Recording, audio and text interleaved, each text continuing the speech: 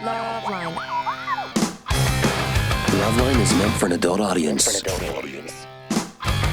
LoveLine may contain sexually oriented content. Listener discretion is advised.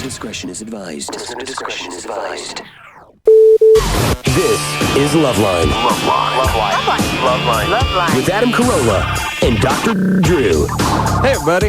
LoveLine. I'm Adam. That's Dr. Drew. Phone number 1-800-LOVE-191. Dr. Drew, board-certified physician, addiction medicine specialist. Yeah. Mm-hmm. Get it on. Uh-oh. Gotta get it tired? on. You've been drinking? What's the problem? Gonna get it on. Uh-oh. Gotta get it on. Don't you drop trout. You don't got the energy to drop trout. Don't do it. Don't do it. Adam, he will. Chris, he will drop trout. Watch me drop trout. Chris, give me the nod. He said you can do it. Don't do it. I'm gonna drop trout. So, I was, I give you the beginning of the show? Yeah. Was coming home today at about 2 in the afternoon, heading up steep hill, Barham, or Barham Boulevard. And that's 2 lanes. And goes up over the pass. 2 lanes each way. 2 lanes each way, sorry.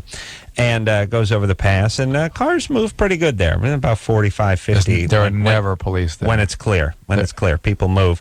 Don't tell me. Nope. Came up on a beat-up VW bus that was stalled. Okay. Now, see, this is why, you know what I realized? This is why we can never go to any calls, because I was going to start talking about this person who we helped out, and it just reminded me, look, everybody, dear MFers, when your car breaks down, get out of the goddamn lane. Do you understand? You're going 40, maybe you're on the freeway and you're doing 75, 80, and yes, the car overheats or throws a timing belt or something goes wrong with the transmission. Start making your way over to the shoulder. Oh, they just stay in the lane and keep going? Everybody does. You see people broken down in the lane all the time. I just assume it's because they just went out. Just pow, nothing you can do. Yeah, but what do you mean nothing? That the tires don't lock up? I mean, you've had it where you've gotten flats and you're going along the freeway and you get a blowout. You just start moving your way over. Yeah, it's like you become like a pilot coming in for crash landing. It's like on go the hazards, on go the blinkers, start flipping things off, start turning things on, signal on, and start moving over. You know, I had once an electrical failure in the tunnels going out of Los Angeles on the 110. Mm-hmm. Made it out, with just coasting. That's my point. There's 2 things that people do in this godforsaken town. One is they have some kind of car difficulty and they act like, well, that's the end of this lane. I won't be moving over the shoulder. Secondly, they get in these very small fender benders and they treat it like it's the OJ crime scenes. They start running yellow tape and get the F out of the way. You're blocking the whole intersection. Just back it out, would you? Right. You got 30 cents worth of chrome that's been scratched. Back it out. Jesus Christ. Yep. All right, anyway. And I got things to say. So this woman, and by the way, let me tell you something. The people who drive VW buses, and I'm talking about vintage. With the windows up on the top, not the 22 light ones or whatever the hell they are. I'll tell you why, because those are worth like $40,000. Oh, that's why. Really? The people that drive VW buses are insane. There's always something wrong with them. And so this person, we almost rear-ended because they just were stopped and everyone was flying up the hill and there they are. No good, yeah. There they are. And so my wife's like, we got to help him. We got to help him. And now, meanwhile, there's a whole shoulder that they haven't managed to get into. Just a whole shoulder, and they've just taken up the lane. And people are swerving around. The person's going to get T-boned. No, you know? Obviously, you would not have done this on your own. But no. She makes you do it, so what happened? You get out there. My wife's like, look, we got to... she's nuts. Leave her alone. And first off, I don't know if it's a dude or a guy. It's that old, greasy, long gray hair, which by the way, does anything scream crazy more than the greasy, straggly, gray, long hair? You know, the gray hair that's greasy? Does anything scream nutty? It just shouts from the mountaintop, I'm insane! So I did that. Look, it's some crazy fill in the blank. I don't know if it's a guy or a dude or come on, let's keep driving. No, we got to go. So we circled back and we went around. I pulled the car up in front of her and I was like, it was a woman. I said, look, you got to back the car down and slide it into this shoulder. And she was like, I'll lose control of the car. I said, no, just pop it out of gear, put your foot on the brake, and just roll it down and slide it into the shoulder. She's in the right lane, and there's a whole wide open shoulder. I don't think I can do it. Do it. Just roll. You're going to get nailed in a second. Just roll it back. By the way, once you get in the shoulder, both lanes completely clear. Just you're on a steep incline. Just roll it back and tuck it in like you're parallel parking. There's no cars parked on the shoulder or anything. So it's, okay, I'll do it. So she gets in the car, and when I'm sitting there in our car, I parked in front of her. I'm in the lane too, and first thing that happens is hazards go off. Because now I'm now driving. Oh my God! Even though the car's not running and I'm rolling backwards toward the traffic, it's like, well, hazards off. That's enough of that. Oh my God! We're no longer stationary. Hazards coming off. It's like, and I'm like, oh my God, the hazards are off. This thing's covered with dirt. It's like beige, and she's rolling toward the traffic now. I'm like, all right, well, I'm gonna get that's fireball. Oh So I'm thinking, my God! Look, we got first. Here's what I'm doing. I snapped into action, started taking the plates off our car. So I don't need trouble with the law. When anyone dropping a dime on me. Oh my God! So she takes the hazards off, which is great. Rolls it back, and and I'm doing that thing where I'm talking. I'm looking at her. I'm talking. Okay, good. You're rolling in. Okay, cut it. Now just jams it in. So now the car sort of the front Half end is out, hanging in. Like, couldn't for a million years. Not in a million years. Couldn't turn the wheel in. Couldn't just turn. 70 years old, never parallel parked in their life. Just couldn't just turn it. So now because you can't go forward now, so you're stuck. Now you can't go forward. Yeah. Now just the front end of the thing's hanging into the goddamn traffic. It's okay. It's like my wife's like, we should leave, and I'm like, shit, turn the hazards off. Well, maybe they just went. Oh, would you shut up? And by the way, here's my proof. They went right back on the second she wedged herself in the curb. So during the incredibly risky part of the maneuver, the hazards were off. I guess she could have lit a smoke pot off in the back to obscure the view a little more. She didn't do that. So now she's wedged into the side of the thing, and she's like, look, I just put $30 of gas in the car, but I was down at the Mexican market, and I think they siphoned it. This is, by the way, a woman that had like a recliner and a banjo and some lawn furniture in the back of her car, and looked like someone broke her out of an insane asylum. Did you ask what the gauge says? The gauge is zero. No, the gauge is zero because I said what's it? She said no. So she gave me a gas can, and we went to the gas station, and no way, you didn't do that. Yeah, went to the gas station. Filled the thing up, and my wife and I just start yelling at each other halfway into it. You're yelling at her. What are you talking about? Well, she's just yelling back at you. I lifted the thing. It was a little slosh at the bottom of and I lifted the thing off, and I was sniffing it to see if it was water or something. Yeah, of course. And my wife's like, "Would you stop? Would you shut up?" Jesus Christ! All right, women. Let me guess. Fill the thing up. Take it back. Take it back. I can't figure out how to work the thing. I finally figured out cars are whizzing by. Of course, the front end is hanging out. She tell her to get in the car, fires it up, takes off. Oh, there was no gas. No gas. I'll tell you how you know no gas. I'll tell you how you know. When there's a hill involved, oftentimes no gas, because the pickup for the tank is like in the middle of the tank. And so as the car goes uphill, you lose it. Yeah. Whatever, if you had a mouthful of gas left, it slides to the end, doesn't it's like your straw when your cup's leaned over and you're in the theater, and you don't got it in the low part. Her gas though. No way. No, she's clearly insane. Forgot to get the gas. She's insane. Yeah. Yes, but the point is the gas. Got her. So here's what this is leading to. I said to my wife, call the highway patrol or something like that. Like, look, I don't, this woman looks like she has hepatitis. She's probably got a dog in there. It's going to bite me. I'm going to get cleaned out, by the way, because this chick didn't put an extra quarter in her tank because cars are flying up the hill. It's Sunday. There's no traffic. People are making time. Called the highway patrol. They said, call 911. And then, of course, 911. And, of course, it was busy. And then 911 and on hold for 15 minutes. And eventually had to hang up and risk life and limb out on the highway. Our friend Beth got robbed tonight. Yes. Did you talk to her? Yes, I did. And she couldn't get to the police. Okay. Wait, Corolla, you called 911? Thank you. Here's my point. Yes, I called 911. But now he's got a whole new rant. You've never done that, though, right? I've never called 911. He did it because the highway patrol told him to. Thank you. And I did it on someone else's behalf. Yeah, I know. But it's kind of exciting the first time you got to. It is nice that I've had my 911 cherry popped this afternoon, but I didn't want to do it because that was the whole thing. It's like, don't call 911. You got a crazy broad microbus out here. Let's get a tow truck.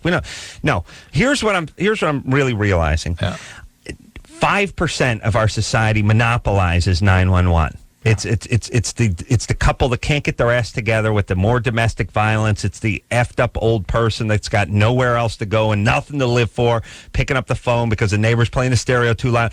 There's something going on. By the way, crime is supposed to be down like 50%. How come the 911 is busy? And I really do believe that you could ask 20 people if they've ever called 911. Between the 20 of them, you'd average a half a call in 30 years, and then one person that's called 126 times. Right. That's the person I want eliminated. How come we can't single them out? What's wrong? And then everyone's argument is well, yeah, but if we start doing that, then the next time, oh, shut up. So what? They don't call the next time. And by the way, if the person actually seeing someone being stabbed or raped in the alley behind their house, I think they still will call 911, even if we gave them a little admonishment like, hey, listen, take it easy with that stuff. You got to make sure it's a real problem. Right. If we, our admonishment would be, hey, next time it's a $500 fine. Yeah. Unless there's something happening. Unless there's something happening. Or do we just need more 911 operators? What's going on? Who's calling it? Who's booking? Like, here's the deal. I don't know. My thing is look, and I was thinking to myself, my God, if I was hiding in the closet of our bedroom as I was listening to my wife being brutally raped, because, that's where I'm going to be. This is a safe room. Yeah. You'll be in the basement. And in the basement. Yeah. And I'm calling 911 and I'm on hold. I'll be going berserk. Of course. I'll be going berserk. Yeah. Berserk because some old biddy has a cat up in a tree or wants a neighbor to turn the stereo down. How helpless you feel. And it was. How about Beth tonight? She couldn't get through. I know. A friend of ours got mugged. You'd be on hold. You were on hold. Well, we were on hold for as long as it took to get frustrated and just do it ourselves. What's going on? Can we rectify this? And by the way, as a city, you should not be able to pass go or collect $200. It should be like, look, we can't talk about anything until the 911. This is numero uno. Yeah. This is it. Street lights. Education. Blah blah blah blah blah. No. Oh, a subway? No. 911. Yeah. Someone's got to pick up each and every time. That's it. And the discussion. And more operators, crack down on people are calling. I think we'll find our balance.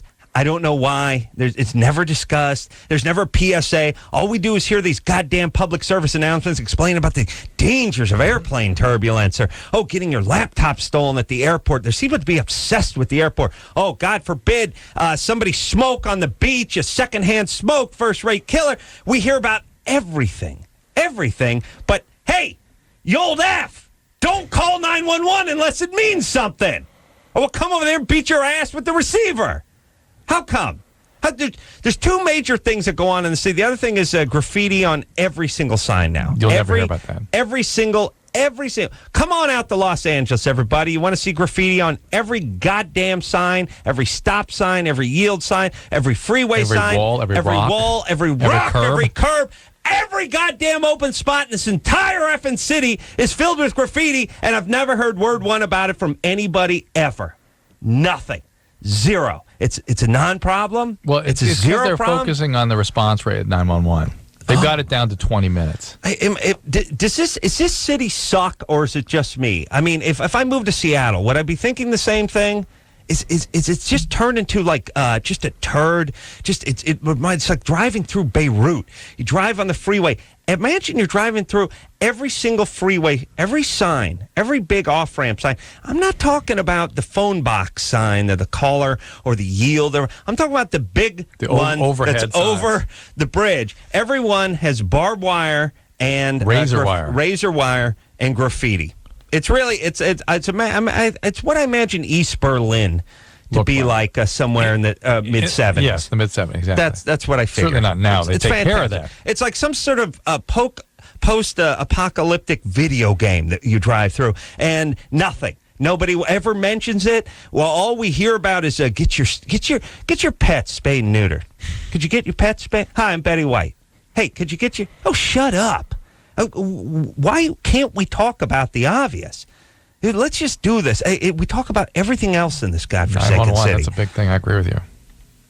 I couldn't imagine. And by the way, they don't know the difference between someone who needs them and someone who doesn't. 911's an emergency. If I was calling today and it was an actual emergency, somebody would be dead.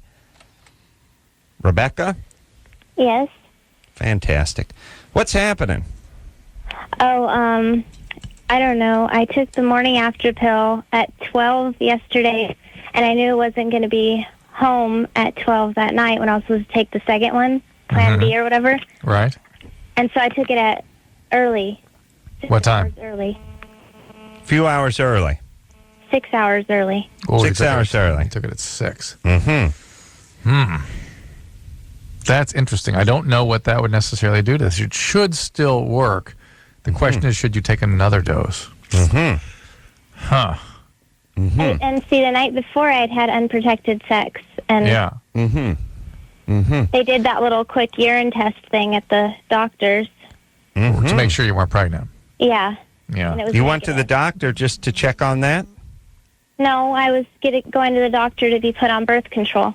Great. Excellent. All right. What birth control pill did you get put on? I got put on the patch, and I started it today. All right. Then you should be fine. Wow. You should be fine. I will.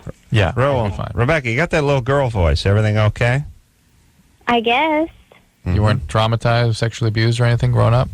No. Who? No. All right. But you are calling from Riverside. That's a form of abuse. All right, baby doll. Yeah. But, I mean, as much as I make fun of Riverside, I bet you call 911 in Riverside, someone picks up the phone. You're probably right. Yeah. Look, and here's the thing.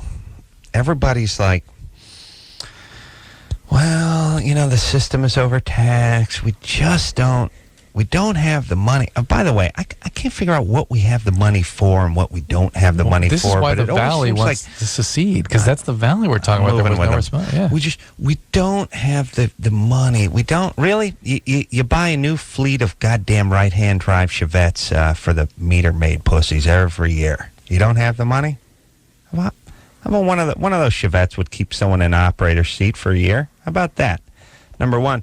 Number two, don't care about that part. I'm interested in put my foot in the ass of the guy who has 15 calls in the last 14 months. You know that guy? Mm-hmm. That's who I want to start. I'm going with elderly. I'm going with old. A little crazy. I'm going to try to figure it out. I don't think they're the... No, I don't blame the ethnicities for this one, Drew. I blame for the reason they make the call, but not for the one who's actually calling. And that's the guy I'm interested I don't in. think it's You know so what I'm much saying? older. I think the real perpetrators are younger types. Really? I bet you. That's What the guy, else? the guy What are you talking about? Hit the neighbor's mailbox with a baseball bat. That's that guy. He's not making the call. Well, he's creating his family. That's the family. Okay, all right. There are two elements that need to be squashed. Yeah. There's the one guy who gets in the huge blowout with his old lady every single time he drinks a 12-pack, and that's 3 times a week. So the cops get summoned to the house constantly. These guys are just sort of perpetual summoners. As if someone has to keep coming out to the house. There's that one. But then there's the people who feud with their neighbors and use the cops as their whatever, and then there's the ones that just have the cops do their sort of legwork for them. Like, I don't want to go to the neighbor's house, tell him to turn the stereo down, or tell him to quit working on his Camaro in the garage after the streetlights are on, so I'll just call 911 and get the cops to go do it. 3 different guys. Okay. I think we have 3 different categories. All right, and by the way, shouldn't we just have a 912 for the chicken ass stuff, which has got to be 90% of it, and leave the 911 for the emergency stuff? It's a great idea. I can't be the first person to think of this. Yeah. By the way, there's an old crazy woman in a VW bus who stalled in Toluca Lake, and the highway patrol says call 911. Using that logic, who can't call 911 for what? Right. Do you know what I'm saying? Yes, that's right. I made a solid BM. Would call 911. Right. I got a brain freeze. I drank my smoothie too fast. 911. I'm having an erectile dysfunction. That 911. Yep. There's not a 912. Like, we don't want a difference between the woman, old crazy woman who's ran out of gas, and the person who's hiding in their bedroom because they just heard the window break and someone's coming up the stairs. No difference. No difference. Can't judge. Same. What? I got to think of this? I'm looking at this thing online right now, and it has like a breakdown of the number of calls. And it's just under 500,000 calls per year for this one little. They don't give me the area, but it's a small little area. Yeah. And about 1/5 of those calls are wrong. Are non-emergencies, and 23,000 of them are wrong numbers. Well, wrong How do number. you call 911 wrong number? Though? Somebody may have a speed dial. Here's what it is. You're drunk and you're stupid and you're thinking 411. And by the way, should we have them be that close? Yeah. Could we go ahead? I mean, what percentage of retards are going to do the 411 when they mean the 911 and vice versa? Do you know what I'm saying? Several thousand, obviously. Look, hold on. Close my eyes and picturing my entire family. All right, they're doing it. All right. That's what it is. That's the 911 operator picks up, and my mom's saying, "Where's the ore box?" So Van Nuys?" 1/5, 4/5 are actual emergencies. Anderson. That's what they're claiming. Yeah. Yeah, They don't tell us what the 1/5 non-emergencies are. They don't define an emergency. Yeah. Emergency And by could the be a way, broken ankle. the actual emergencies aren't actual. Right, half of those aren't emergencies. Not even half. All right, let's just Sort of work it out. at the calendar signing Adam were at this weekend. A non-emergency ambulance visit. Yeah. Oh, Drew angry.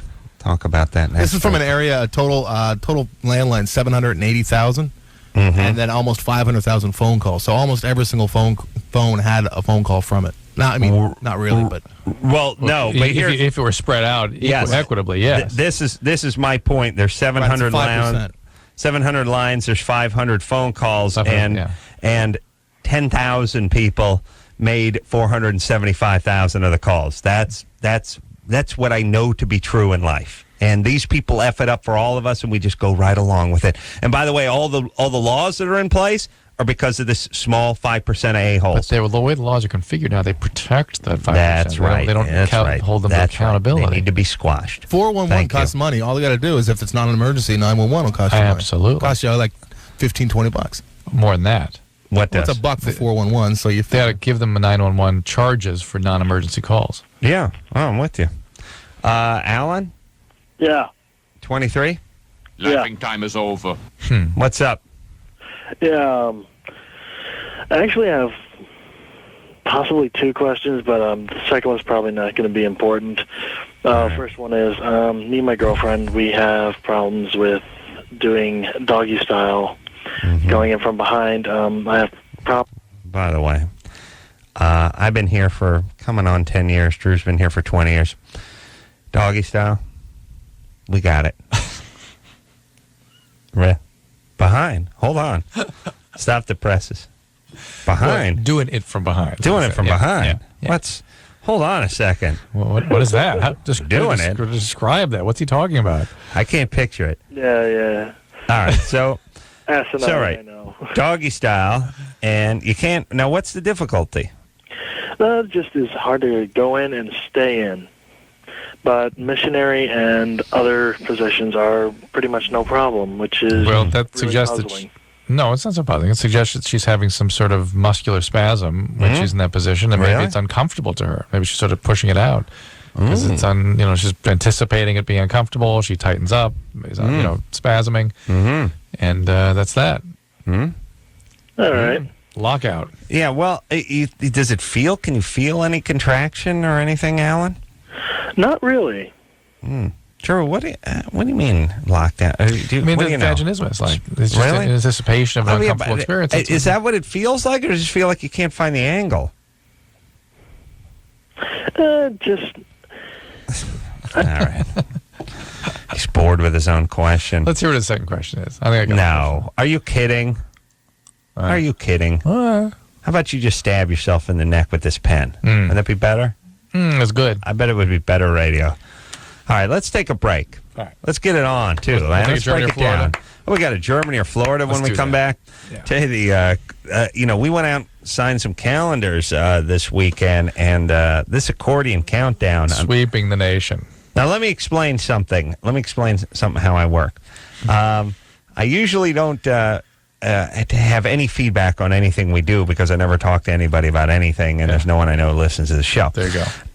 Once in a while, we get a little feedback, and it's usually that sucks, that's lame, that sucks. And then if one person out of 100 says they like it, that's good for another 5 years of doing the bit. Well, you kids are in trouble now because we had almost everyone come up to us and say they love Ace's Mexican Ranchero Accordion Countdown. And I would say majority of those were of Hispanic descent.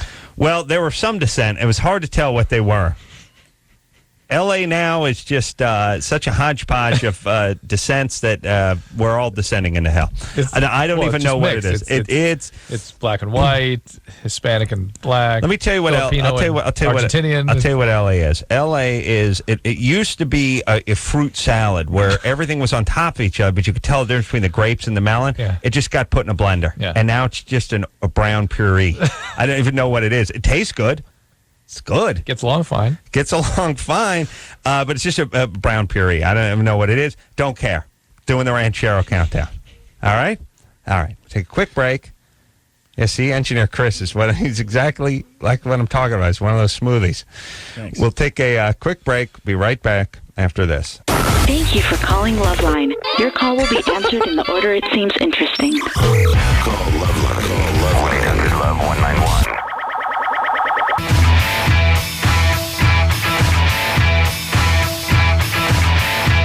Hey, everybody, it's Loveline. I'm Adam. That's Dr. Drew. Phone number 1-800-LOVE-191. You see AMAs tonight? About 3 minutes of it. American Music Awards? I saw Kathy Griffin. Oh, she was on that? Trying to marry Clay Aiken. I didn't see that bit. In a white wedding dress, trying to marry him. Jimmy Kimmel host, of course, and it was good. It's just the part I saw, at least. I didn't see the whole thing. Where was it? It's at the Shrine, really, as far as I know. I was there last year, and not in the audience, but just backstage writing some jokes. And a aging Dick Clark stormed into the small room I was in watching a monitor at a certain point, like during a commercial, and looked at me and said, "Jimmy, get out there." All right, old man, I'll go out there. May drop the F-bomb. Now it's hard to tell whether he just saw us both on the Man Show and just sort of did one of those things, or it was sort of dark and it looked like him. No, he just couldn't. No. I don't understand. And by the way, let me tell you something about Dick Clark. He's 75 years old. He has, well, some people say $250 million, $300 million. He's somewhere around in the $250 million mark. Everybody in this society is like. And he still goes to work every day. Oh my God. You know what? He gets up in the morning. He goes to work. We respect it. I think you're a nut job. And not only a nut job, there's something about your wife you don't like. Or your family or whatever it is. You're looking to get out of the house. And people respect it. Look, okay, here's what you look. You got $300 million and you're 75 years old. You should be looking for ways to burn through it before you go. All right, now quiet down. Quiet down. I know. Drew's going to go, oh, look, what are you supposed to do? Just sit around and get drunk? No. I would say you should be setting up charities. Absolutely. You should be looking for cures. You should not be trying to make $310 million.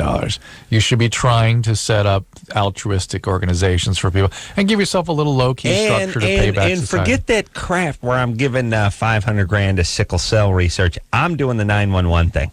I'm saying, listen, everybody. You see these lackeys behind me?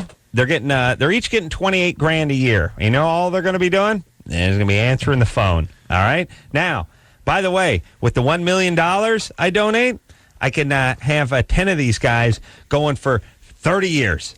Well, we have two 911 operators and a paramedic on the line. Yeah. Let's see what's going on. Well, meanwhile, people are dying, and he's waiting. He's on hold.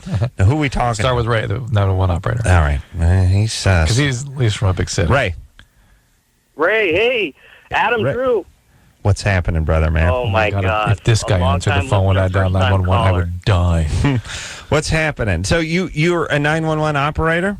Actually, I work as a medic in San Jose, and I've been listening to your story, and I was just blown away, and it's so true. You guys have been listening and taking calls from stupid people for 15 years.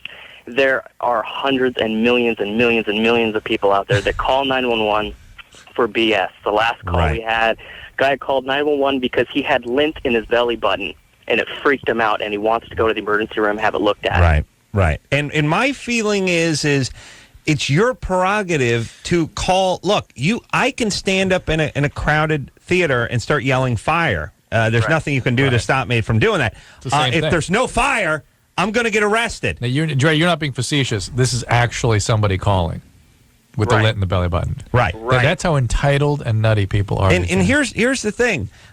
Once we weed you out is one of the nut jobs who does it, you lose your 911 and privileges. nut job is too kind a term. It does disservice to nutty people. Okay. It's something else. We need a new term for it. Self-entitled entitled a-hole. Right, entitled a-hole. Here's my point.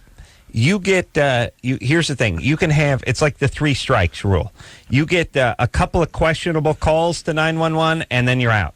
You no longer. We don't respond. I don't care if you call and you say you're on fire and being raped and being stabbed, and the penis that's going in you is on fire. You get nothing. Have a nice day. We hang right up on you.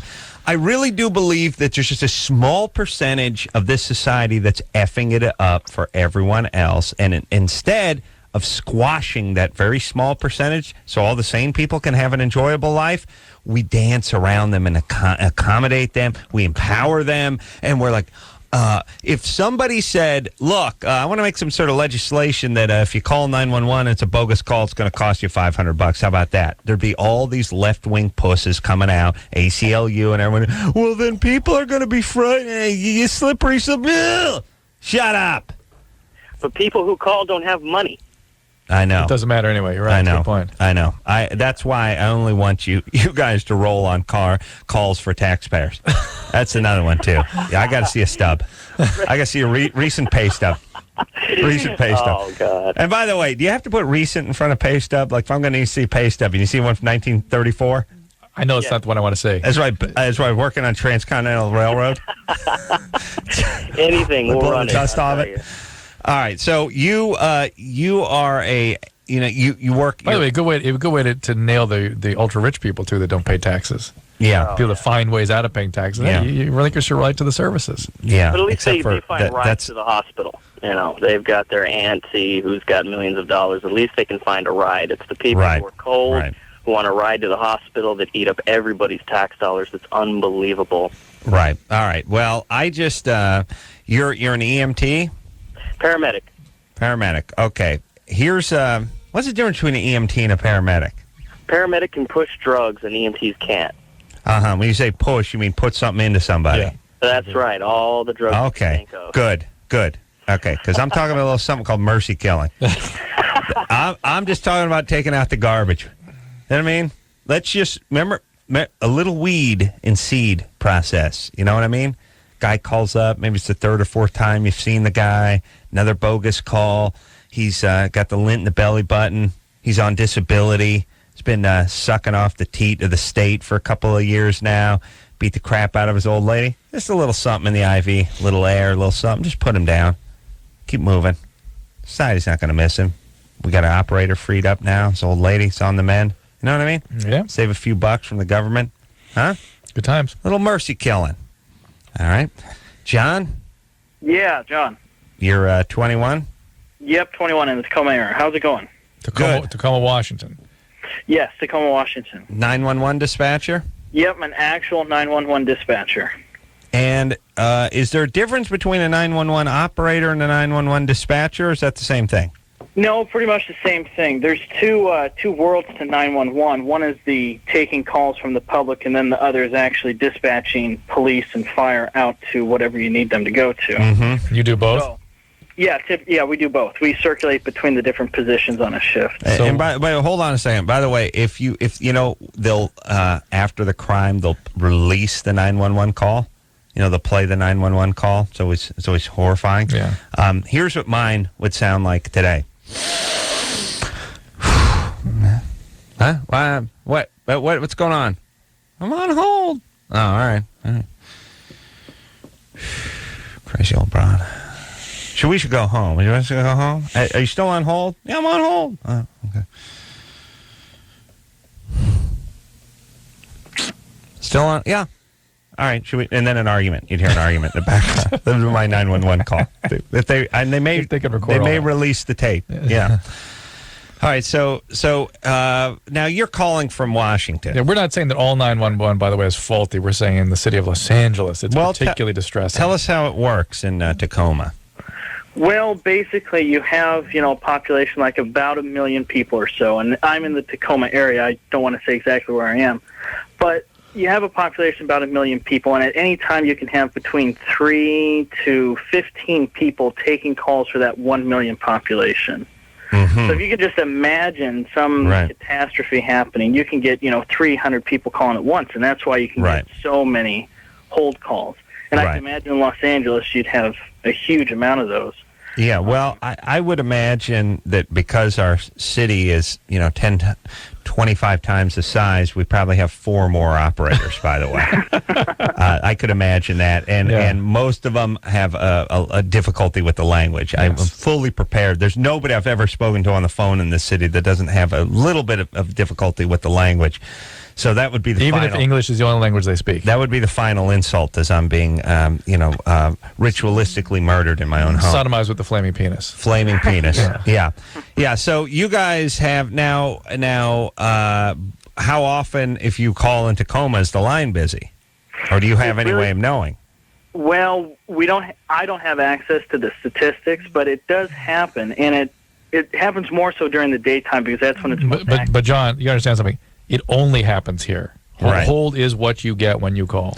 Really? Period. What about... Absolutely. And I would say, I've heard people say 20 minutes is not unreasonable. And we had a friend, Rob, tonight, who was on hold for 20 minutes. What about the difference between you guys don't have a difference between 911 and another number that you could call for a general dispute?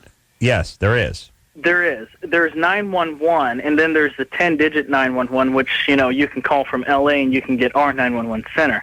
And then there's the non-emergency number, which it seems nobody ever uses. That's the PSA. All right. That's the PSA right there. That's what we need. That's the public service announcement.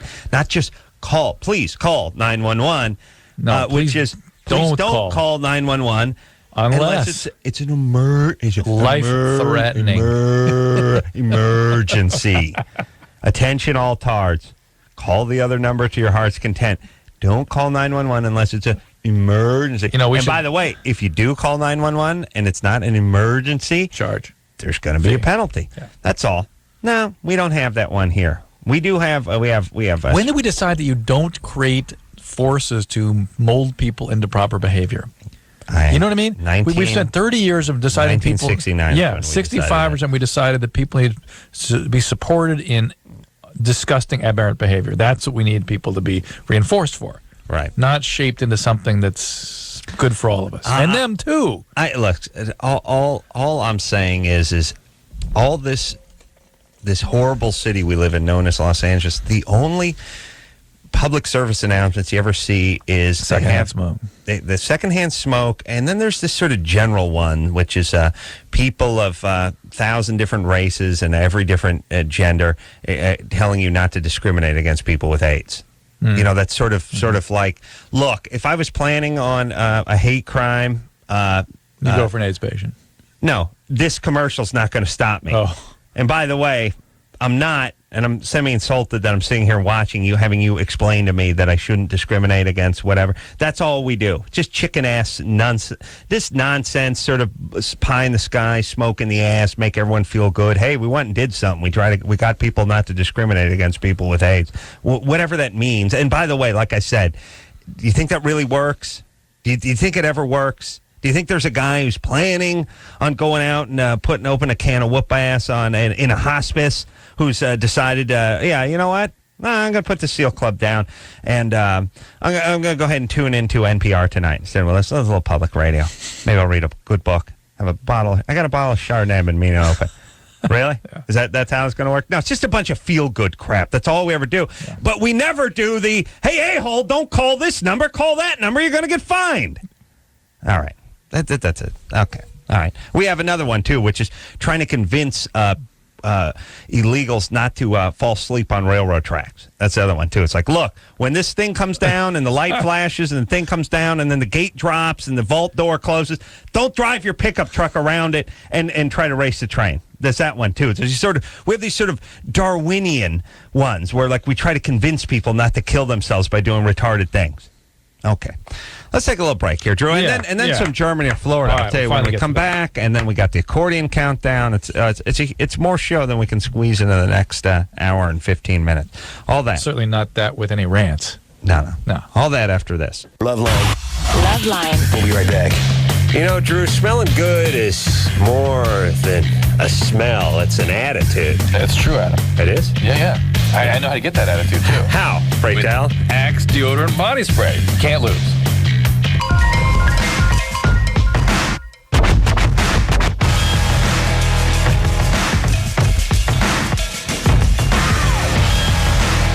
Hey, everybody, it's LoveLine. I'm Adam. That's Dr. Drew. Phone number 1-800-LVE-191er. All right, it's time to play the game that is, let's take a little backseat to Ace's Mexican Ranchero Accordion Countdown, but it's always number one in our hearts. Yes, Drew? Things are sick and twisted from too much sun and Nazis. Sex, meth, and death fetishes. Both of them have got these. Guaranteed not to bore ya. Germany or Florida. And I think it's that theme that puts it over the top. Time for another big round of Germany or Florida. John? Hey, Adam. Hey, Drew. What's happening, brother, man? All right. Looking for Germany or Florida on the internet tonight. Oh, Thank before you. I say this, the Ranchero Countdown, I can understand why it's sweeping the nation. I like it a lot, too. But what I think it lacks is audience participation like Germany or Florida. I think you should have a caller come in and play it with you. John, touche. Wow. What I'd like an excellent to take you on Ranchero, on Aces. Well, just since he pointed that out, I think we got the gauntlet is down, Adam. And let me say this, too. First off, John, 17, Greenhorn. Secondly, calling from Chicago, knows nothing about ranchero music, where I've had it rammed at my ass for the last 30 years in this city. Adam, guys next door, and all I hear all day is ranchero music. All right, all right. Building a castle right next to my little white trash home. All right, you think you know. You think you know. All right, just for that, we're going to play a round with you, John. And you know what? It's going to be winner take all. And by the way, Adam, I've told you nothing says Chicago in the winter like ranchero music. That's true. Nothing. All right, John, give us your Germany or Florida, and then we'll play a round of Ace's Mexican Ranchero Countdown. All right, this will take a little tiny bit less than a minute, but there's a couple good quotes towards the end. All right. An artist has written to local zoos asking if they would feed his body to piranhas once he's dead. The 56-year-old said he came up with the idea after reading. Did you say local zoos or Zulus? Zoos. Zoos. Local Okay. zoos. All right, keep going. Yeah, it'd be cool if Zulus had piranhas, huh? The 56-year-old said he came up with the idea after reading about another man who wanted to be fed the snails. The artist said he liked the idea but wanted something that would gobble him up a bit quicker. He justifies his appeal by saying it could have educational purposes if, for example, it was done in front of a group of biology students. Here's a couple of neat quotes. Yeah. At least one zoo director said, even if he agreed, it would probably not work. He said, it's a great idea, but if you want to carry it out for educational purposes, then it would be better if you were to fed to the piranhas alive. They're not as keen on dead flesh.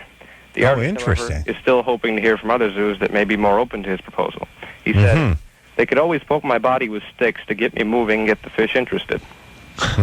Okay. Well, listen, I knew what this one is. Really? Hour in advance. Really? Oh, yeah. What? Germany. I was thinking Germany, too, but the poking with sticks and... It's Germany. Piranhas. Germany. Okay, all right. I'm going Germany, Drew. I'll have to go with you. Germany. Germany. Guys, in. Yeah. First off, I don't think we have piranhas in zoos. Secondly... Piranhas don't do what they're alleged to do. I know. The allegations, the movie version is somebody sticks his hand in, they pull out a skeleton. That's right. pull out their bones. Right. No, piranhas chew on, gnaw on things. Yeah, everything is more boring than what the movies make it out to be, and everything just turns, John's got a chance to take you on here. All right, John. Now, engineer. Engineer Chris. That's my favorite part about this job is when I look over to Engineer Chris and he just sits there and looks at me. Yeah. What's going on? How we doing on ranchero music? Got it queued up. Feel good, huh? All right, so I will cue you. Okay. Don't play it before that. John? Yes? Place your bet. All right, place your bet, brother. 3.5 seconds. 3.5. Oh, these guys that break down the seconds. All right, Drew? You go ahead. You have any thoughts? No.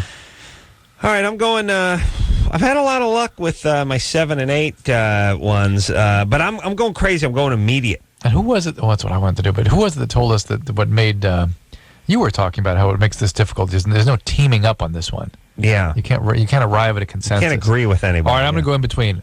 2 seconds. 2 seconds for Drew. All right, now I will count you down. You ready, Chris? 3, 2. Well, no, wait a minute. I passed. Okay, we'll go. We want to go on 5, or you want to go double zero? Double zero. All right, you ready?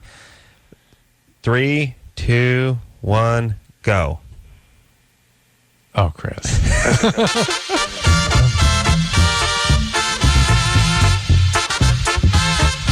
Turn it down, Chris.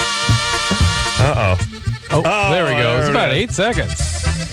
Yeah. Oh. All right, let it play. Let it play. All right, listen, buddy, you won. John won because, well, first off, it's hard to tell because Chris's cue. It started at 4. It started at 4. Started at 4. On 4 seconds? Yeah, and then it was 12 and the accordion 12, kicked in. Yeah. 7.5, 8 seconds. I can't control the CD player, man. Okay, buddy. That goes without saying. No ass. All right, so John. Yeah? You won because I went 0. Drew went 2, and as it turns out, it was my beloved 7 or 8 seconds that it landed on. We need Thank a new God rule. I started out by saying I've had a lot of luck with 7 or 8. True. Thus, I'll go 0. We need a new rule where we got to make it a little more like Price is Right. Whereas if you pass, you're Well, out. John is underneath at 3.5. Yeah, you're right. All right, buddy. Touche. But a very, very good point you bring up there, Drew, which is no point. All right, John, you won, buddy. What can I say? You not only did you have a superb Germany or Florida, but you came in here and you mopped up. And by the way, 2 formidable foes in Drew and myself, who are seasoned aces, Mexican, ranchero, accordion, countdown players. You came in and you mopped up the floor with them. God bless you, brother. Thank you. You're going to be the hit of high school. When Enjoy that ranchero music all winter long. Please, it's wonderful. Warms the cockles of the heart and makes you want to kill yourself. We'll take a quick break. We'll be right back after this. All right, guys. Bottom line, here's the deal. Looking to hook up? Sick of wasting time with the wrong person? One call's all you need to make. Call the Dateline. The Dateline. 877-889-DATE. LoveLine with Adam Carolla and Dr. Drew. 1-800-LOVE-191. We'll be right back. This hour brought to you in part by Axe. Experience the Axe effect.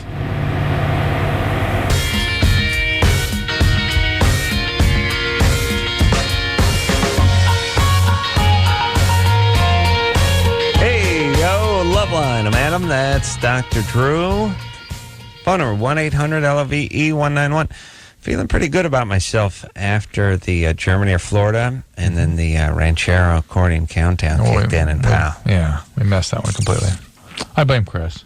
Pick a better song next time. I blame Chris. It's not typical. We need typical ranchero. No, that was ranchero. The typical ranchero does not go 3 seconds without an accordion. Let me explain something.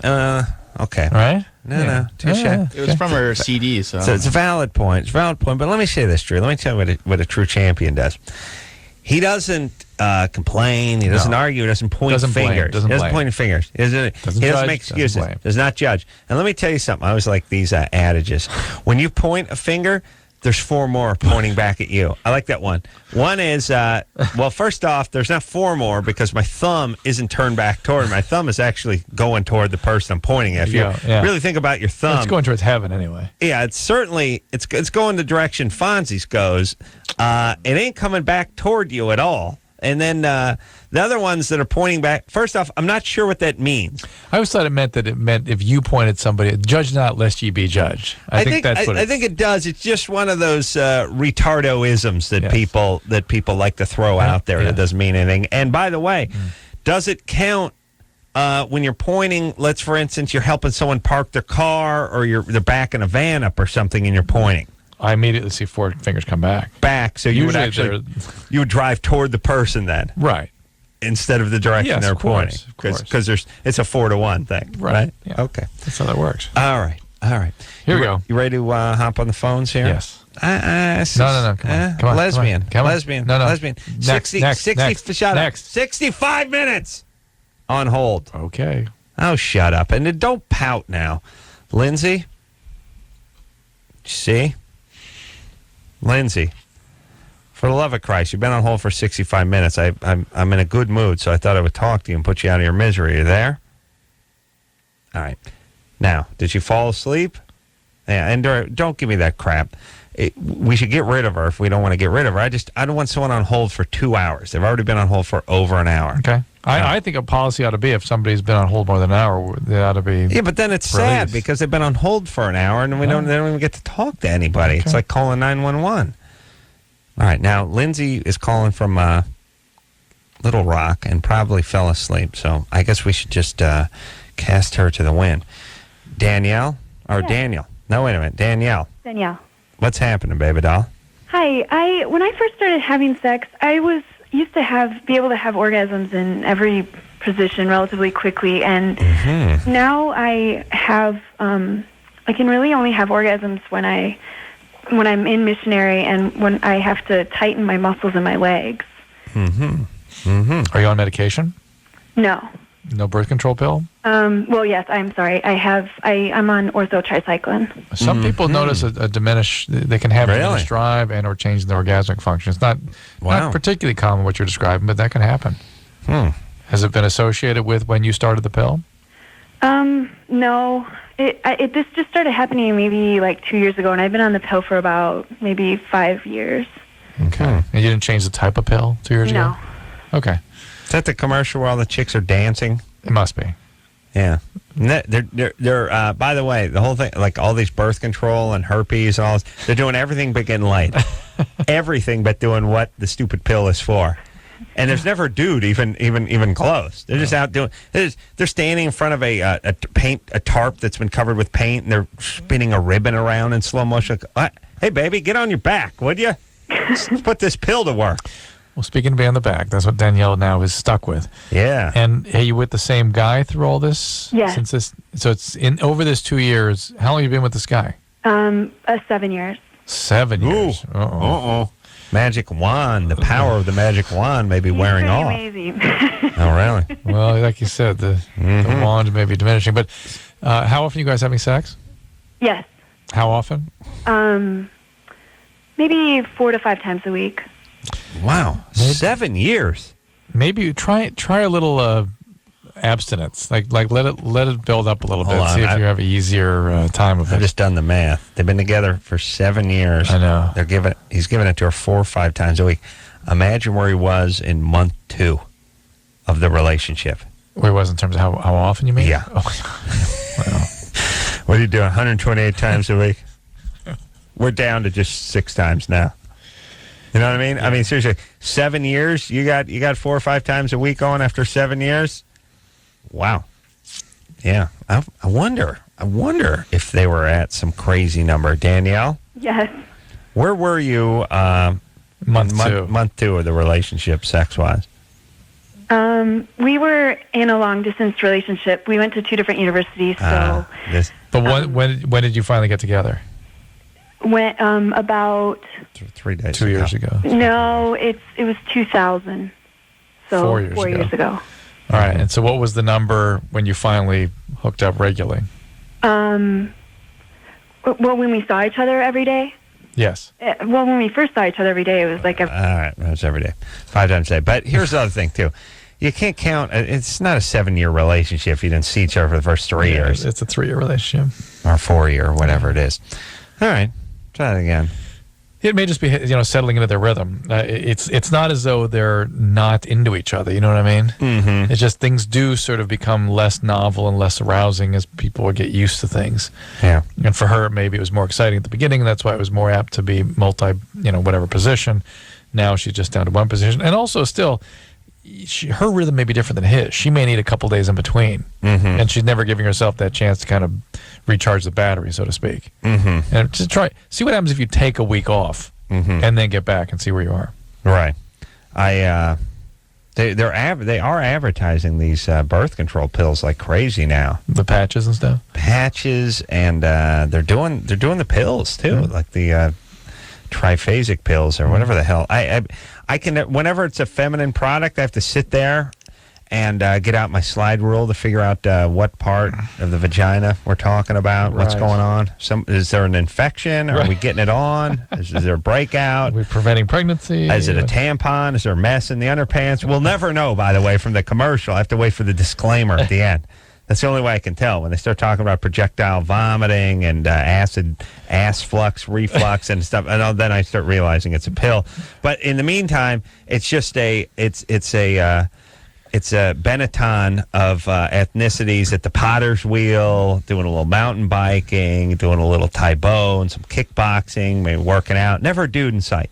Never. Well, but we got to remember, here's the deal. Adam, think about this. They are marketing to women. That's right. And what women respond to, dude. But here, what women respond to, and I think about this, is women having experiences. Yeah. Women doing things, seeing a woman, they're attracted and aroused by women having these idealized experiences. That's me. Yeah. That's where I'll be. Look at me. When I take this pill, I'll be in the Taibo expert. I'm gonna take the birth control pill and then make that ashtray on the Potter's Wheel. I've always been looking to make. I think it's why women aren't so aroused. It's sort of how the wiring works with porn too. Because when women are aroused by porn, sometimes they're more aroused by what's happening to the woman. They're looking at a woman having a pleasurable experience. That's arousing. Yeah. Be like the guy, as a guy watching the porn and being interested in the guy, whatever the guy's doing. Yeah. I mean. Only Chris does that. No. Not even Chris. Not even Chris. No. Can't afford porn. But if he could, that's what he'd be watching. Yeah. Just a bunch of chicks doing nothing, and not sure, but they're sort of hot. But I'll tell you one thing there's two things you'll never see. You'll never see in any of those commercials. Yeah. You'll never see a dude anywhere around, and you'll never see a chick with a halfway decent rack on her. It's always very modestly chested, always attractive, beautiful. It's for beautiful. Yeah, because that's me. Right, beautiful. It's for women. Beautiful eyes. Beautiful eyes. Very sensible haircuts. Women like that. They like that. Her. They like who they're looking at. Have a good rack. Never a good rack. No, that would be wrong. It's not for good. It's not sexual. Because if they see that, you know what the thing? That bitch. Just show some guy. Right? Show some guy with. It's off-putting to women. Show some guy in like tight pants with a Pine Mountain log shoved in there, just walking in slow motion at the camera. Black dude. And what? It's a bass line. That's going to make a guy feel good? I'm just saying. I don't know. Just saying what? Alexa? Hi. You're 19? It'd be great, Drew, if you ever saw any commercial that was ever on TV. Yeah, it would be nice, huh? It would be nice. That's the beauty of TiVo. Let something in. I have TiVo too. Just let something in. You sit and watch it like some sort of robot. Let something in. Please. I had to explain to Drew on our long car ride back from our calendar signing that and once in a while there's something that Drew says he hasn't seen that I know he's seen, and it takes me... Turn the volume down. Thank you. It takes 20 minutes for me to explain to him that he's seen it, but then he eventually sees it. And it takes a big man to admit when I'm right. Go ahead, Alexa. Hi. Well, I think you guys should have like a LoveLine sort of fake line where they just call them as like a recording saying, you know, close your legs or stop doing drugs. And that way you'll get less bogus calls, and you guys can take more real calls. So like like my 911 idea. Or a virtual Adam. A virtual Adam. Oh. That would be a really good idea. Well, I'm sure our crack staff is going to snap onto that any second now. Yeah. All right. Anyhow. By the way, if you want to talk about LoveLine, by the way, it took me 3.5 years to get from powdered milk to real milk in the studio. For coffee. I had to threaten to quit at a certain point. So if you just want to know how the sledding goes, we got a security guard because I threatened to quit. We got Move Studios. Why, Drew? You threatened to quit. And we got coffee that wasn't from the 55-gallon drum of Smart Final that we collect out of the dumpster behind the sit-ins. Because why, Drew? You threatened to quit. That's right. That's right. Alexa? Yeah. Sorry. What's the question? Go ahead. Well, I get these shooting pains in my vagina, and it hurts to the top of my leg, and I don't think that that's normal, and it's to the point where I can't move, I kind of tense up, and I'm wondering, is that when do you get the pain? Randomly, not often, maybe once every couple of months, but I mean it's very intense. It almost feels like contractions. But all right. I mean, I'm not. But it radiates into your leg, though. Yeah, just to the top, not to go down to my knee, but just into where my thigh meets my pelvis, and they're very, very painful. Yeah. Mm-hmm. Okay. Have you had this checked out? No, I don't have health insurance, and I don't want to pay $500 for a hospital visit, and I don't like clinics because they're kind of dirty. Mm-hmm. How about pay $55 and go see a doctor? Really? Yeah. Can you do that? Yeah. Really? I really didn't know that. You could do that. Yeah. You call a doctor, you make an appointment, it'll be about $55 to $75. That's yes. That's how you do that. Cash? Yes. Well, you guys. I just had to pay $2,500 because Ozzy, my carpenter guy, You tell the had to go doctor. to the hospital. The hospital. Yeah. But you call, go see a doctor. You call, make an appointment. Wait, I have to talk to Alexa. You just, and you can tell the doctor when you go in, look, I'm paying cash. I have very limited resources. Can we just limit it testing, and just can you figure out what's going on here with a physical exam only? And that's what you do, Alexa. Okay. Okay. You see a gynecologist or an internist. That's all you got to do. But listen, the deal is the pain in the leg is probably what's called the round ligament, and that can be either from a uterine source or even a fallopian tube source. You may have a tube infection, even sometimes ovarian cysts. So it's something that definitely needs to be looked into. It's not in your back, though. It doesn't go down the back into the buttock, that kind of thing. In between my legs. Yeah. And have you ever had a pelvic infection of any kind? No, but I had a baby. Does that have anything to do with it? How long ago? 2 years ago. And you've had it ever since then? Yeah. Well, no, not like ever since. It's probably been about a year now. I don't remember having it before I had the baby. Wow. I still can't get over the fact that you guys don't know you can just go see a doctor. No. Listen, when I didn't have insurance, I didn't have money, I would never go to a doctor ever. I'm just saying You can't go to a clinic. You just go to a clinic. Why not just go to a doctor? This is what the PSA What doctor? needs to be What do you about. do? Open the phone book? Open the phone book. Any doctor. You'd make him first available appointment. That's it. Boom. Really? Absolutely. Yeah, but you go in there and you talk to him, and it's like what you get talking to you. Talk to him for 10 minutes. Yeah, but he can do a charge you $55. physical exam. If I could do the exam on Alexa, I could tell her what's going on. Now it'd be another visit. Come back and bring your wallet. That's for what? Well, you don't have enough time for that. It's like you do what you do, and then you go on with it. Yeah. All I know is that's weird that people don't.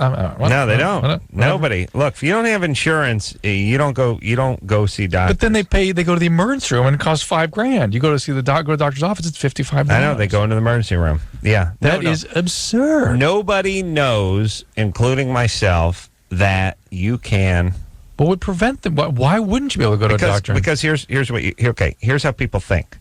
People think that you either have an insurance policy, you have Kaiser or something like that, and so you have insurance, or you just have your own family doctor, or if you don't have either one of those things, you go to the emergency hospital or to the clinic. So if you get sick, you go to the clinic if you don't have insurance or you don't have a family doctor. How do you get the family doctor? But open the phone book and get the family doctor. These are people whose, it was their pediatrician, it was their parents set it up, whatever it is. People go ahead nobody thinks to open the phone book and go get a doctor. And they do think if I just walk in like that, they're going to need, it's going to be, first of all, it's going to be, mounds of paperwork followed by bunches of money just to, actually get the first consultation. The money is the drugs and the hospital. Right. That's where the money goes. Or if you need a procedure. Right. If you see a doctor, it's less than a plumber.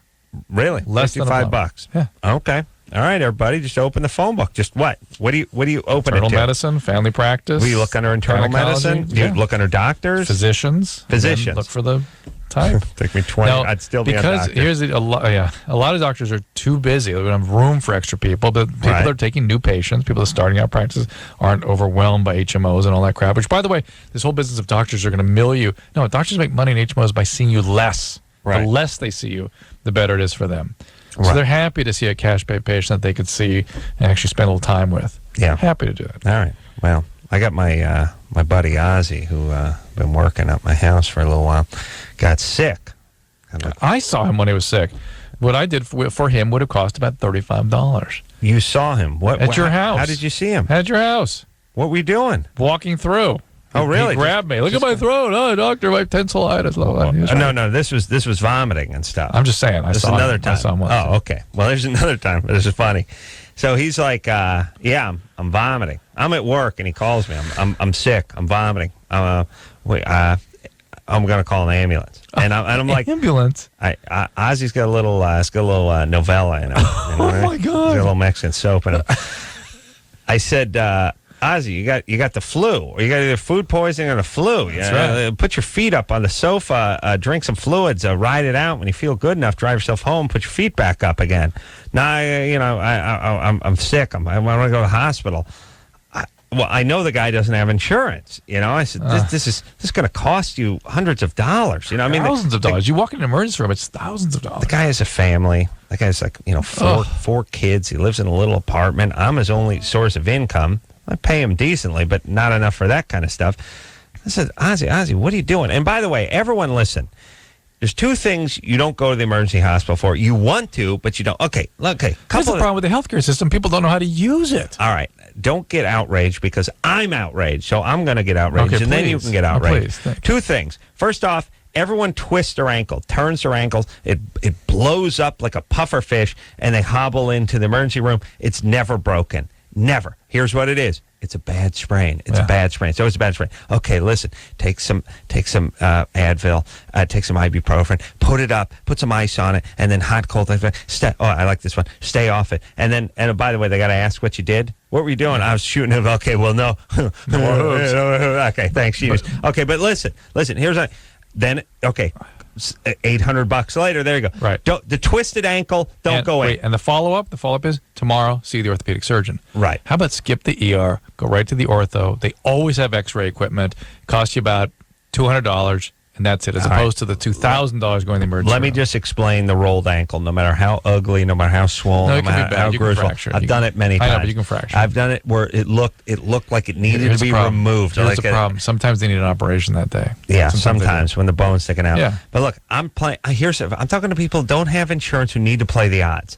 Go to an orthopedic surgeon's office. If you don't hear the thing crack, it ain't broken. Go home, put ice on it, and whatever you got to do look. If it's still killing you in 2 days, go do it. They'll put a cast on it. That's the way. There's almost nothing that can't wait a couple days. And by the way, you getting an elevator and putting ice on is the best thing you can do anyway. Okay, number one. Number two, if you start vomiting, you get the shivers, you got the flu. Stay home. Yeah, basically for an adult, the emergency room is supposed to be for you can't breathe, you have chest pain, or your sensorium, your mental status has changed. Right. So, or a major trauma, something like that. That's about it. For little babies and for very old people, it's different. For average age, that's it. That's it. Here's the problem.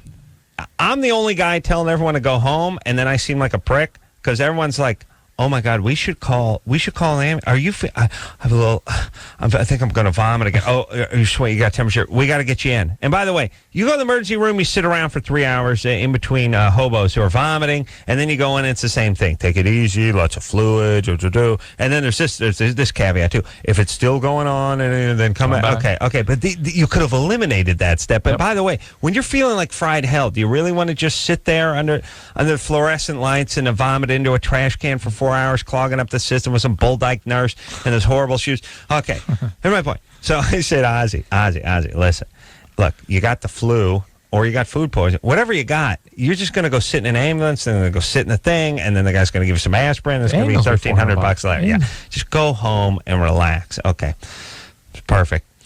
You don't have the money. You can't afford it. Just go home and relax. If it gets really bad, you can go. It's fine. I think he goes home. 2 days later, he missed a couple of days of work, and then he comes in 2 days later, and he's like, I need to borrow $2,500. I said, why? What for? I went to the emergency room, and I went and got like a GI scan or whatever, a CAT scan, and an ambulance ride. And it was this was $900, this was $1,100, this was $1,300, so I need $2,500. I hope you roundly abused him. No, I gave him the $2,500. But no, I mean, but also give him a little. But I told him, what are you doing? Yeah, this is what I'm talking about. Yeah, it was funny though. 3 days earlier, let me 100% clear. I would, for $55, he could have gone to see a doctor and would have gotten an adequate workup in the guy's office. Nobody knows that. Everyone goes to the emergency room. Any problems, they go to the emergency room. But the thing that's ironic is 3 days earlier, I was saying, you can't afford this. And then I realized, oh, yeah, I can. I'm going to pay for it. But, you don't get anything. He had the flu. Okay. Well, if you need, by the way, if the doctor who sees you actually deems it to be an emergency, then you go. All right. Then you go. People do not know that, Drew. They just know either they have insurance, or if they don't, they go down to the emergency room. That's what they do. Wow. All right. Eye-opening, yes? Oh. Okay. We'll take a quick break. We'll be right back after this. If you need help, call LoveLine. 1-800-LOVE-191. Go.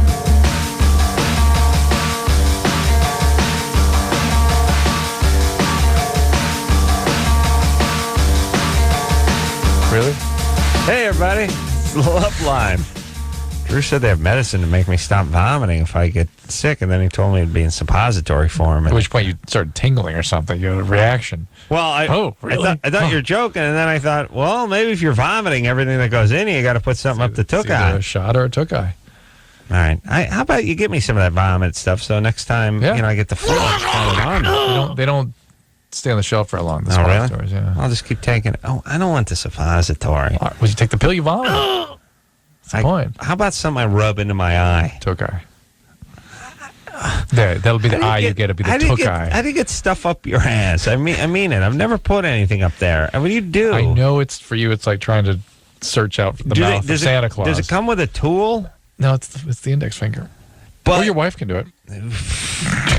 You kidding? I can't get her to water the effing pots. Are you kidding? Yeah. I swear to God, I can't get her to water the pots. You think she's going to put something up my ass? What do you do? Does it come with lube? Or no, they're designed to go right on in. No they lube? Slip right in. They're kind of lubey to begin with. They're waxy. Oh, really? Wow. You go right in. And then they dissolve like, choom, they just go. Oh, yeah. It's weird that goes right in you, too. Yeah. There's sort of a certain amount of... Oh, it's a little tide. A little rip tide. It's got its own gravity. Really? It'll suck it up. A little bit. Wow. Is that how guys get stuff stuck in there? I mean, that's sort of suck it up? There's a spat. Yeah. They don't. The wink response. It's called anal wink. Oh, really? Yeah, because like if you get a splinter, it'll push its way out. Yeah. But this is sort of the opposite. This will suck it in. Yeah. This is like that tractor ray that the Star Trek thing will get caught in every once in a while. Gets sucked into a ship. It's the thing that cuts off your. Right. Pow. Yeah. All right. Yeah. Emelinda's been on hold for a long time. She went offline, then back on. My anus is different, though. It's like the mouth of a squid. Oh, really? Yeah, it's got a beak. Oh, snap your finger off. Wow. Yeah, you have to be careful then. Yeah. You're putting that waxy suppository up there. Yeah, it's tough. A man, what's her name? A Melinda? A Malmala? Amalda? Call her? Melinda. There we go. Amelinda. Yeah. No. What's happening? I'm 17 now, and I haven't had my period. I want to know if I should get that checked or something. Mm-hmm. I'm surprised your parents haven't taken you to have that checked. Do you talk about these things with your mom? No. Wow. Do you see a doctor for any reason at all? Yeah. What for? Well, once I went to the doctor because I had sex, and so I went to the doctor get tested, but then you had sex? She had sex. We can't hear you, Melinda. You've got to speak up. Okay, I went to the doctor because I had sex once, and I didn't talk to my mom about it or anything. It just that's all. How old were you? 17. Okay. Are you normal stature, normal height? No. How tall are you? I'm 5'1" right now. Do you have normal hair distribution, pubic hair and hair under your arm, that sort of thing? No. You don't. So you're really not developing for some reason. And that it's not as though you've developed secondary characteristics but just never started your period. And there are many different reasons that can happen. You can even lack a uterus. There can be a problem with the uterine function. There can be ovarian dysfunction. There can be pituitary dysfunction. But the fact that you're not growing, not developing is in a way more complex and in a way perhaps more reassuring, because once you do get your pubertal growth spurt, then you will start having your period. You may just be a late bloomer, so to speak. But you do at 17, you absolutely should be having secondary. Do you have breasts? No. Okay, you've got to see a doctor. All right, well, it's time. This call's over. I know you can't talk to it. I can't. That's hard for you, I know. It's difficult. But she may get them someday. She may. Well, then she can call back. And so you do need to see it. You may need some genetic testing. There are all kinds of things that can produce this. I would see an endocrinologist, though. That's what you need to see. Well, she should go in and just see her family doctor first? You start with that if you want, and then ask for a referral, because you definitely need some more workup than just a general doctor can do. All right.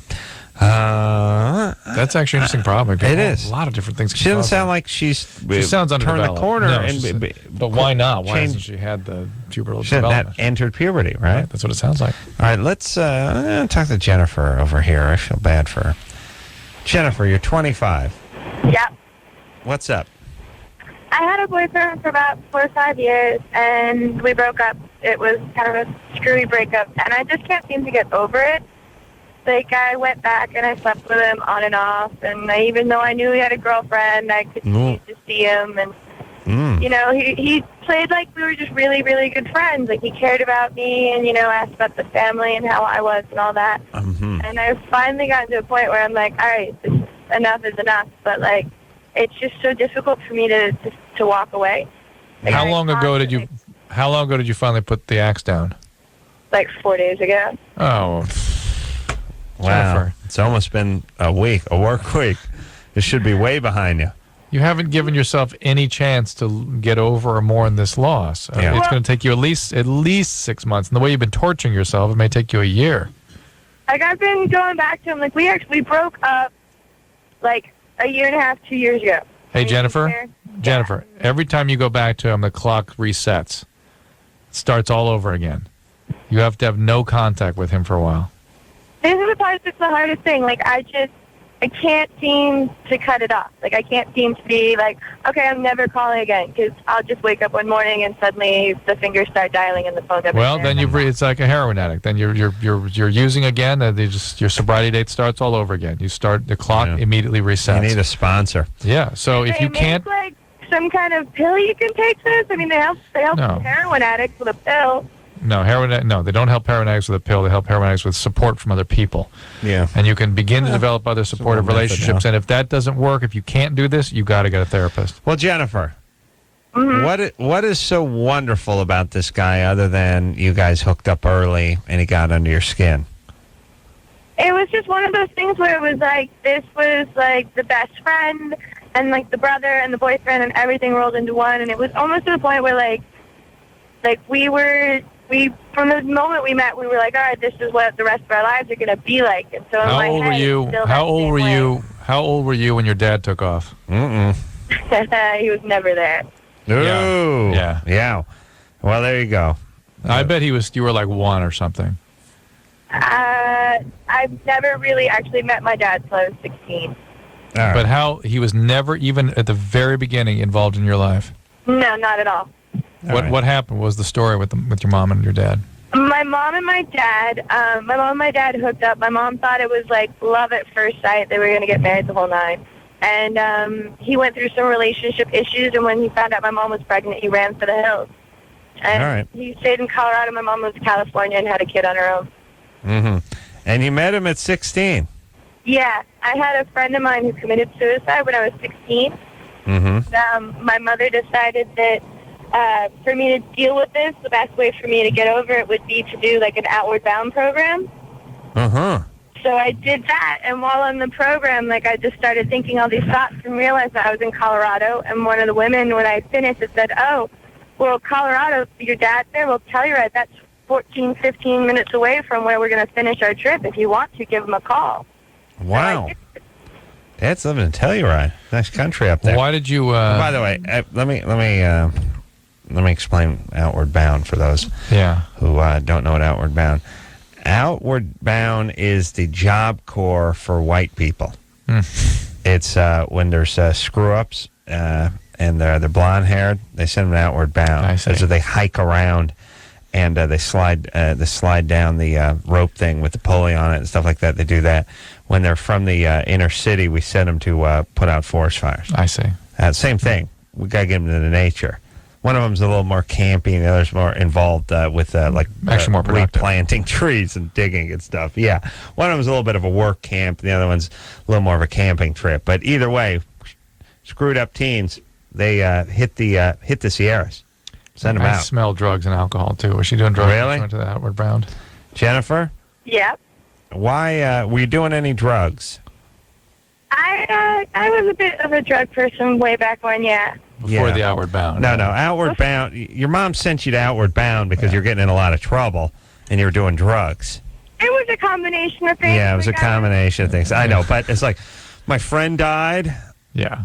So my mom sent me to Outward Bound. Right. No way. Yeah. Yeah, no way. It'd be awesome. Somebody kills themselves. Yeah, I'm not done mourning. No, I'm sorry. Pack your canteen. You're heading for the Sierras. Yeah. Really? So Jennifer's got a long and involved history here. This is not just a simple, I can't get over my boyfriend. You've had a drug history. You have abandonment issues. You have an obsessional relationship with your boyfriend. An addictive, literally it's an addictive relationship. It's a compulsive relationship. Yeah. Jennifer, come on. Let's get going here. Are you doing... I at least can admit to the fact that it's quasi-impulsive, but, like, I mean, what do you do when you get to a point where you've at least realized that it's maybe a compulsive need for another human being? Like, how do you kick a habit like that? Well, you have to assert some control over yourself, and that's like a muscle you have to build up and strengthen. Well, you're going to need some therapy, yeah, too. Yeah, it's relationships with other people. It's real connection with other people, so you don't feel so empty and abandoned with this idealized relationship has left you behind. This is not a relationship. This is a facsimile of a relationship. You think you're having a relationship with a guy who merely feels sort of guilty and sympathetic for you and sort of kind of strings things along because you have some concern for how you're feeling. In the meantime, he's gone on with his life. Mm-hmm. You have not. Right. And now if you're doing drugs and alcohol as a part of this also, you might want to get a 12-step program. That'd be a perfect solution. If you're not, then get a therapist. It's just not, or else just stop. Go ahead and stop. By the way, anybody that says, why do you always say it's a hey, if you want to just stop, go ahead and stop. But if you can't, that's when help is needed. Mm-hmm.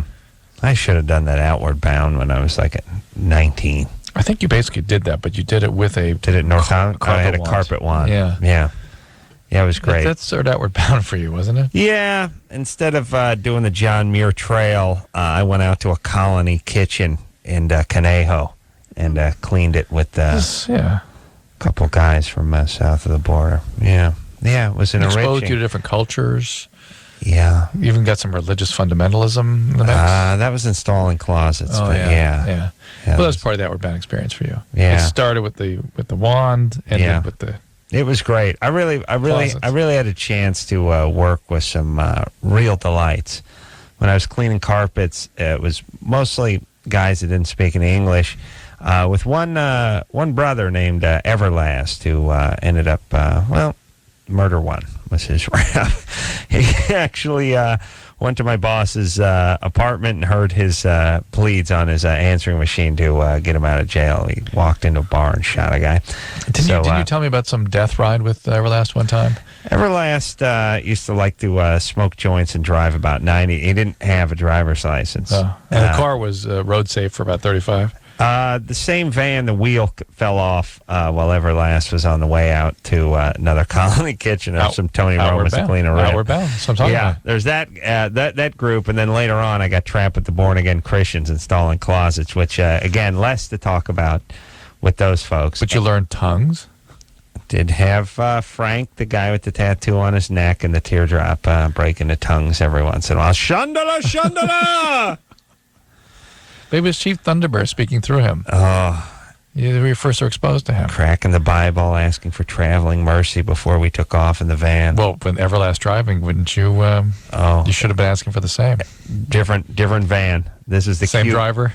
No. Well, God was driving both vans, as I turned out later. One was a cube truck. And what does that mean? It's just like one of those big square cube trucks. Vans, it's like a van, but it's got a big cube in the back of it. I would go to sleep in the back of the cube. And by the way, it's a bad job, but it's like, oh, man, where are we going?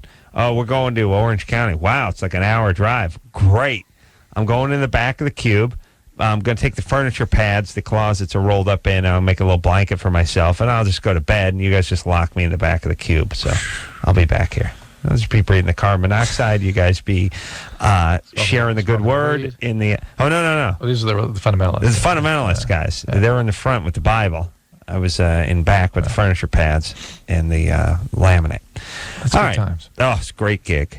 Great gig. Outward Bound. $10 an hour. Maybe we should make a sort of a program out of it. Like formalize it.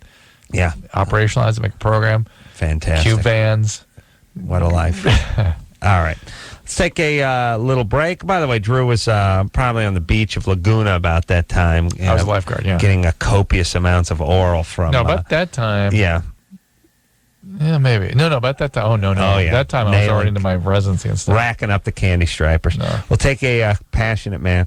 Take a quick break. We'll be right back after this. Hello. This is your radio. LoveLine will be right back. Drew. Yeah. What are women most attracted to? Confident guys. That's right. You can't buy that confidence. At least you couldn't until now. What do we got? You got Axe deodorant body spray. Oh, my God. Spray that on, it's like slathering on the confidence.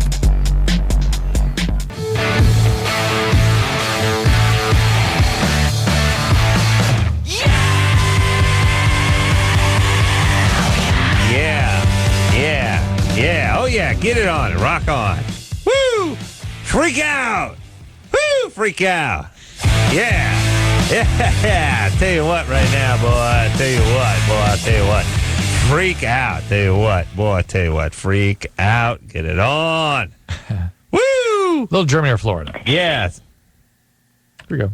David? Yeah. 17? Yo. Hey, what's up, man? What's going on, Dave?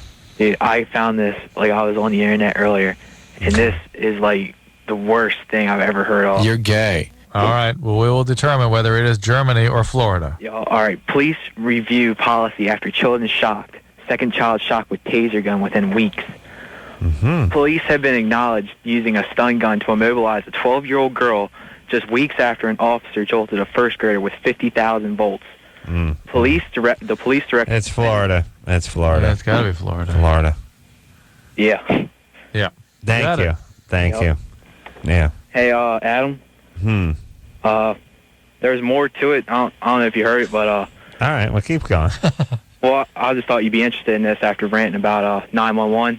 Mm-hmm. The 6-year-old boy was shocked on the October 20th in the principal's office. The principal called. Huh? 6-year-old. It's in a Florida school. 6-year-old went ballistic, and the cops gave him the taser. Huh. Yeah, but the principal called 911 after the child broke a picture in her office, waved a piece of glass holding a security guard back. Mm-hmm. Mm-hmm. Kind of makes me think. Yeah, whatever it is, kids should be allowed to express themselves, and we can't judge that much. I know. Oh yeah. All right, and I'm guessing, and again, I don't want to be racist, but the kid Jewish? I'm guessing. It doesn't say. Yeah, well, I think never know. We can read between the lines. It's the work of a 6-year-old Jew. Early bar mitzvah. Mm-hmm. Yeah. Mm-hmm. All right. Yeah. Oh, Adam, I just wanted to say you're doing an awesome job on like every show you ever done, like drawing together. Thanks, buddy. I haven't missed that, dude. Oh, good. Well, I'm glad you like it. How about Comedy Central? Yeah, Comedy Central. Yeah, strangely, though, the red-handed shows like that, forgotten. Mm-hmm. Strangely. Thank you. Comedy Central, by the way, drawn together after South Park Wednesday nights, 10:30. Yeah. That's as far as much as I know. All right, we're going to keep rocking. Becca. Yes. 28? Yes. What's up? I have a boyfriend that I've been seeing for a little over 2 years, and he likes watching porn, which I knew, but recently I found porn with transsexuals, so basically all men. All men as women kind of thing? Yes. So not transsexuals. No. Well, that is... How do you know? It's post-op transsexual. Do they have a penis? Yes. That's not. That's not transsexual. That's not that's transvestite. Oh, well, the DVD covered said trannies, so I don't know, but it was... Yeah. They all had... here's the whole thing with porn. There's no sanctioning body. They get away with tons of no stuff. Geneva Convention on that? It's just like Minka's like Korean, but they make her Japanese. Right. And it's easier to do. Here's what they use with in porn. It's a little something we call artistic license. Mm-hmm. Mm-hmm. Well, they're very artistic, so what are you gonna do? Yeah. So that I would, here's the whole thing. Here's the way I look at people. All right, here's what I'm going to say. When the health inspector comes into the pudding factory, he just samples a batch. He doesn't need to take the whole. He doesn't need. He just dips the thing in and takes it. And if he finds a little arsenic on his turkey baster, the whole batch is ruined. 500 gallons. It's no good. You know what I mean? I don't need to see everything. That's the way I am with people. I see a guy with the tranny porn. That's all I need to know about him. I know he's great with kids. Oh, no one knows. No one navigates the internet. No one knows computers. Like, blah, blah, blah, blah, blah. Duh. Tranny porn. Tops all. I'm not sure. Trumps everything. But I don't know what. I honestly don't know what gets somebody into that. Who that guy is. I don't know, but I'm breaking up with him. Becca, do you know? Can you tell us anything about your boyfriend? What he does for a living, that kind of thing. Just in sales and Is the relationship been okay? Is he doing drugs and alcohols or anything else going on? Lots of alcohol.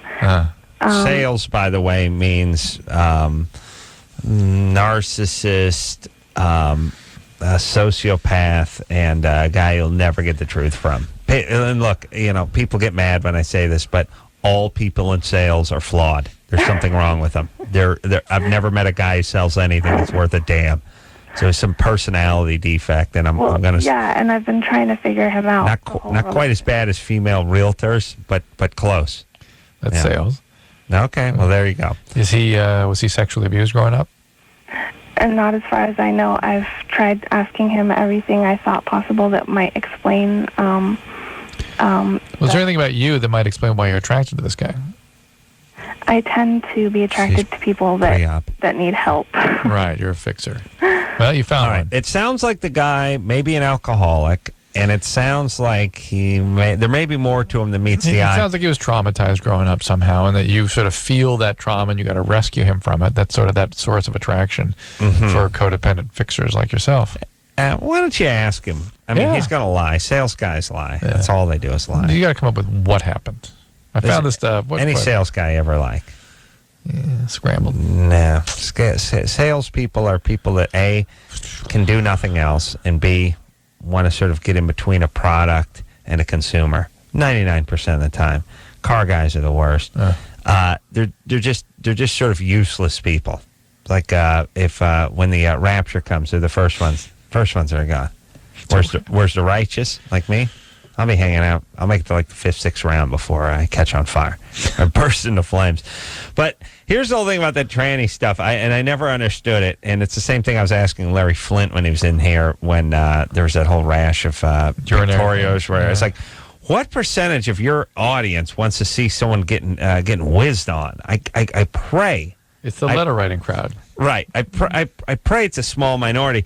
Same thing with, like, you open these magazines, you open these nudie magazines, you get to the back pages. And I'm not talking about weird, German stumpy, swanky stuff. I'm just talking about, like, Penthouse. You open the back. Every third advertisement is a hot chick with a dingling between her legs that they put there via computer. But it's disgusting because you have to sort of process it, and it looks pretty good with the computer stuff they do now, cut and paste, and you're just looking down, and you're like, what the, she's, for the love of Christ. And then you think to yourself, really, that big a market? That big a guy? What, 40%, 35% of males like some breast and a honker? Really? What the hell is going on? Okay, I'm disgusted at all of you. I take a break. Even Chris got a puss on. Rarely agrees with me, but on this, we find common ground. Yes, my friend? All right, we'll be back after this. All right, guys, here's the deal. You're looking to hook up, sick of wasting time with the wrong person? Dateline. One call's all you need to make. Call the Dateline. 877-889-DATE. Call the Dateline. 1-800-LOVE-191. Call LoveLine.